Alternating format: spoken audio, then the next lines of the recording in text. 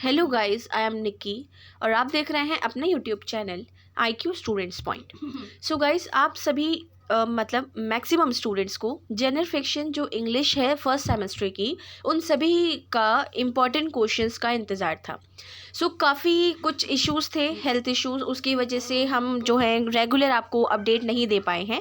लेकिन मैं आप लोगों से एक रिक्वेस्ट करूँगी कि आपकी एग्ज़ाम्स में अगर गैप है बीच में सब्जेक्ट्स में, तो वो मुझे कमेंट करके बता दो कि मैम इसके इंपॉर्टेंट क्वेश्चंस आप हमें प्रोवाइड कर दो, तो मैं आपको वो दे दूँगी।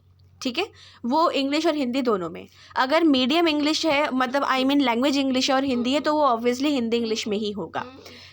मैंने आप लोगों को पहले आपका सिलेबस दिखाया है, 4 यूनिट है। ये 4 यूनिट के बिहाफ पर आपका जो भी है सब्जेक्ट, ये पूरा है। इसी के अकॉर्डिंग ये इम्पॉर्टेंट नहीं है, ये मोस्ट इम्पॉर्टेंट क्वेश्चंस हैं जो घूम फिर कर यही आते हैं।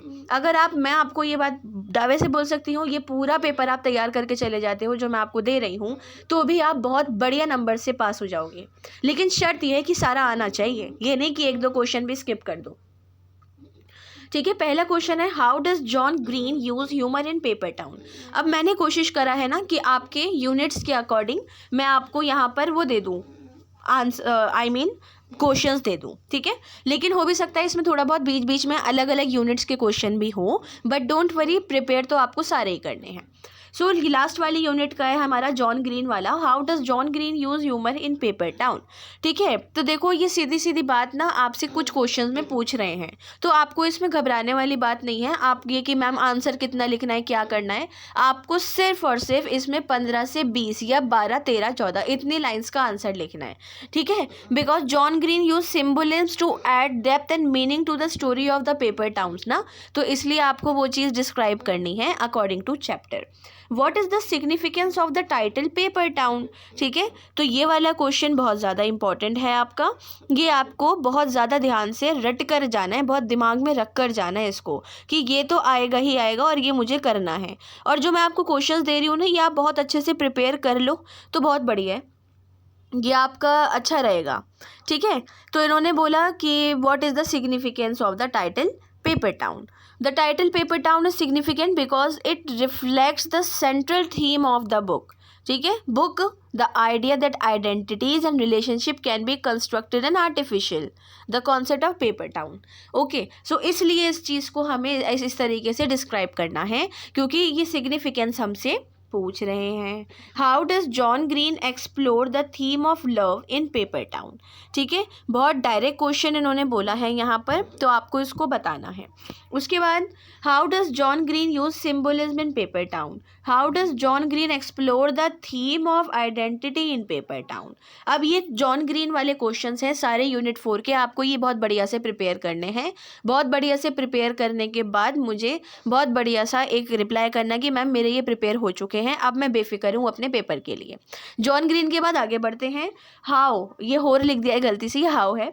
How does Alexander McCall Smith use humour in the number 1 ladies detective agency. ये आपका सॉरी मैकॉल स्मिथ जो है उस वाली यूनिट से आपको ये क्वेश्चन दिया गया है। ठीक है, उसके बाद आगे बढ़ते हैं। What is the significance of the title the number 1 ladies detective agency. How does Alexander McCall use setting to create a sense of place in the number 1 ladies detective agencies? What theme does Alexander McCall Smith explore in the number 1 ladies detective agency? ठीक है, ये है most important question agency वाला। ये वाला मतलब last वाला जो है कि अलेक्जेंडर मैकॉल ने एक्सप्लोर इन द नंबर 1 क्या थीम ये वो करी थी उन्होंने, ये वाली चीज़ आपको बतानी है। What does the significance of the character of MMA Ramotsiv in Alexander McCall Smith in number 1 detective agency. ठीक है, ये वाला क्वेश्चन भी बहुत बहुत बहुत इंपॉर्टेंट, मैं आपको बोलूँगी कि आपको ये करना है, कर लो तो बहुत बढ़िया है, मुझे अच्छा लगेगा। How does Amish use language to create sense of place in the Immortals of Meluha. भाई मेलुहा वाली बात हो रही है यहाँ पर। इसके बाद आगे, how does Amish blend mythology and history in the Immortals of Meluha. ये क्वेश्चन बहुत इंपॉर्टेंट है आपका। ये आपका वो वाली जो सेकेंड यूनिट है Amish, the Immortals of Meluha, उसमें से है ये क्वेश्चन सारे आपके। ठीक है, अब जो इन्होंने ये क्वेश्चन आपसे पूछा है ना यहाँ पे, इसके बाद जो लास्ट वाला क्वेश्चन है, how does Amish blend mythology and history in the Immortals of Meluha, ये क्वेश्चन आपसे डायरेक्ट पूछ रहे हैं और मोस्ट इंपॉर्टेंट क्वेश्चन है आपके लिए।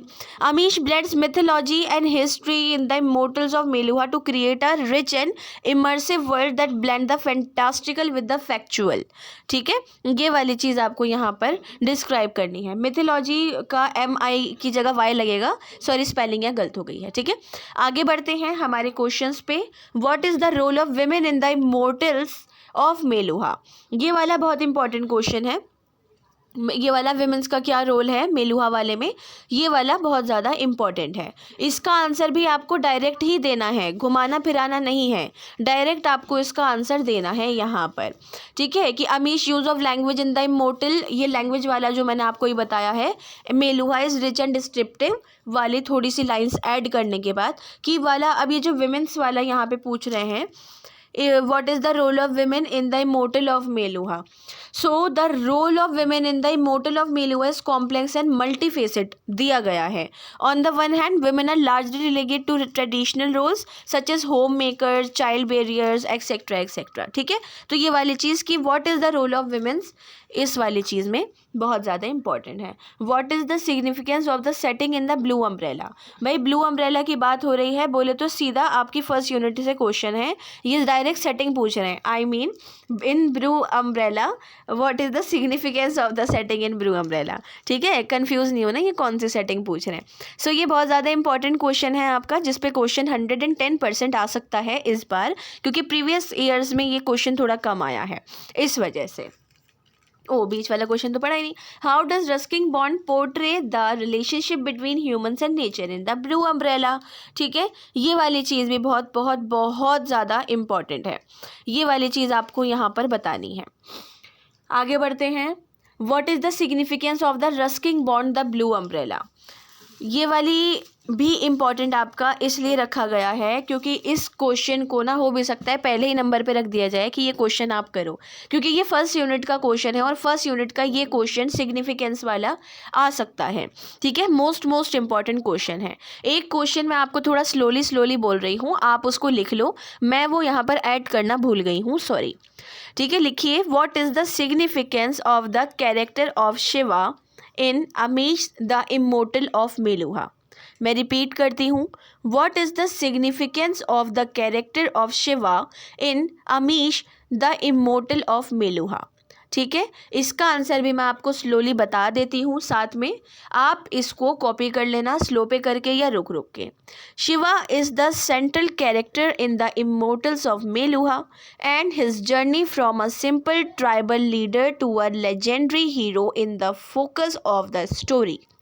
Shiva is portrayed as a flawed but courteous and just leader who is driven by a sense of justice and the desire to protect his people. His journey is symbolic of the struggle for personal growth and the quest for truth and enlightenment. The character of Shiva represents the human struggle to find a higher purpose of meaning in life, जिंदगी। ठीक है, ये आपका यहाँ पूरा हो गया answer. Shiva वाला ये वाला है, आप इसका आंसर मैंने इसलिए बता दिया क्योंकि ये आपको मिलेगा नहीं कहीं पे। ये एक पर्टिकुलर क्वेश्चन इसलिए है कि पूरी कहानी पढ़ने के बाद ही आप इसको लिख सकते हो, इसलिए मैंने इसका आंसर आपको बता दिया। बैक जाओ, क्वेश्चन लिखो, आंसर लिखो और इसको रट लो, दिमाग में बिठा लो। होप सो कि आप लोगों के जो क्वेश्चंस हैं वो उसमें कोई डाउट नहीं हो। मैं आपको बोलूँगी कि आपका जो भी पेपर आने वाले टाइम में है, जनवरी में, बच्चों के पेपर फरवरी तक भी जा रहे हैं, वो सब्जेक्ट्स आप मुझे कमेंट करें, टेलीग्राम पे बताएं, व्हाट्सएप पे बताएं कि मैम इस सब्जेक्ट का मुझे इंपॉर्टेंट क्वेश्चन दे दो, then I will definitely provide you. Okay, so thanks for the watching and best of luck आपके पेपर के लिए। पेपर के लिए जो इंस्ट्रक्शंस हैं, बहुत सारी चीज़ें हैं, वो ऑलरेडी टेलीग्राम चैनल पे टीम की तरफ से प्रोवाइड कर दी गई हैं, उन मैसेजेस को आप पढ़ लेना। अपने फ्रेंड्स के साथ इस वीडियो को शेयर करें जिसके पास भी ये सब्जेक्ट है, क्योंकि इसके जो मेन क्वेश्चंस हैं ना, इंपॉर्टेंट क्वेश्चंस, वो आप लोगों को मिल नहीं रहे हैं इस वजह से। Again, thanks for the watching and best of luck all.